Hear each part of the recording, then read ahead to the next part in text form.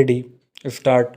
India lives very largely in villages, although during recent times the urban population has been increasing very rapidly. About 80% of our people still live in the villages. Anything done to bring about an all round improvement of the villages and those who inhabit them should not only be welcomed but given all possible encouragement by the state and the people at large. Mahatma Gandhi therefore attached the greatest importance to the welfare of villages. It is a happy idea to inaugurate the community development program on his birthday.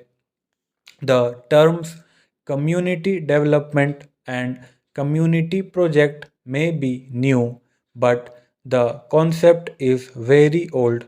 Basically, this concept means many sided development of villages as distinguished from development relating to particular aspects experience in the working of the grow more food programs as well as the programs undertaken by various state governments and private agencies functioning in the sphere of villages uplift has established that all aspects of rural life are interrelated and that no lasting results can be achieved if individual aspects of it are dealt with in isolation.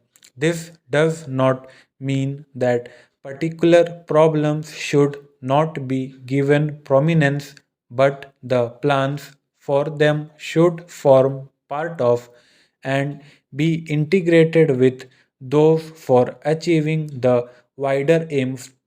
This can be achieved only if the energies of the administrative machinery of the states and the best unofficial leadership and enthusiasm of the masses are all enlisted in its favor and concerted action is taken for the all round improvement of agriculture, education, health, sanitation, welfare of cattle, provision of employment, etc. etc.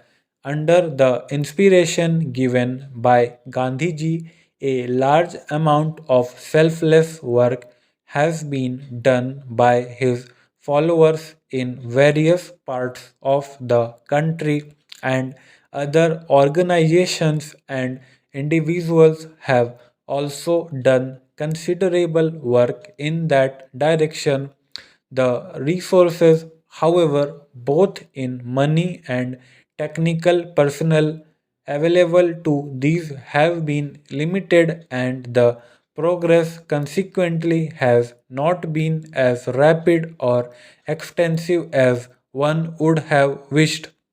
The Indo-United States Technical Cooperation Agreement of January 1952 has, I am happy to say, opened up new possibilities of advance along these lines.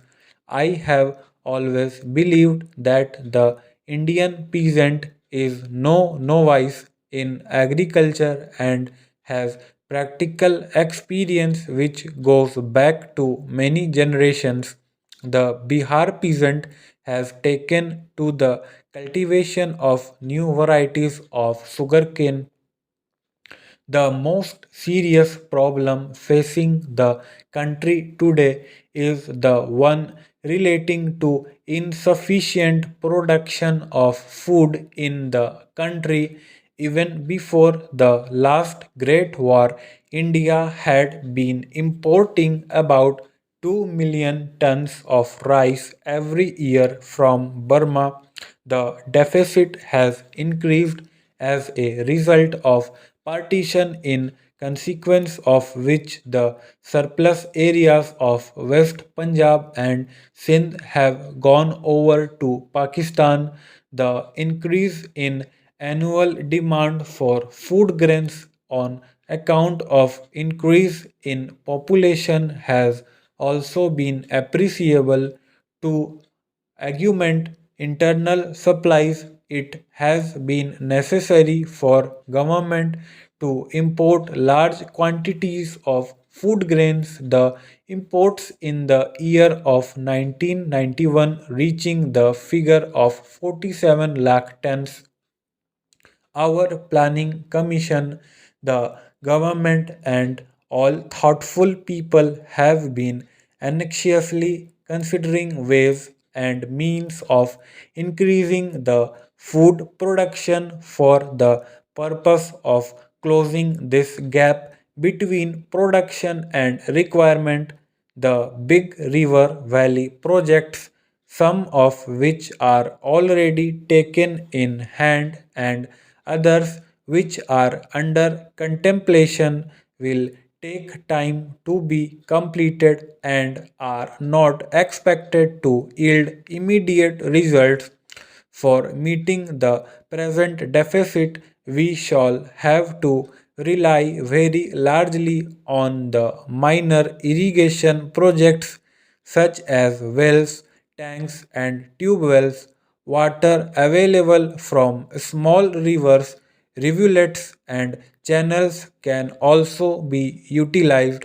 I am convinced there is a great deal of scope for these small projects, and I have no doubt that if these are satisfactorily handled, we shall be able to close the existing gap in our food supply.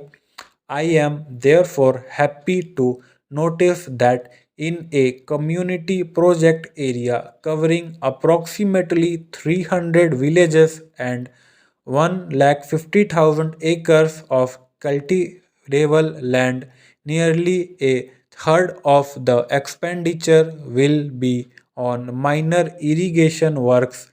If these are carried out through cooperative societies and the people living in these areas contribute in labor, which absorbs nearly 80 to 90% of the expenditure on these small irrigation projects, the amount made available for this purpose will be very much more than would otherwise be the case.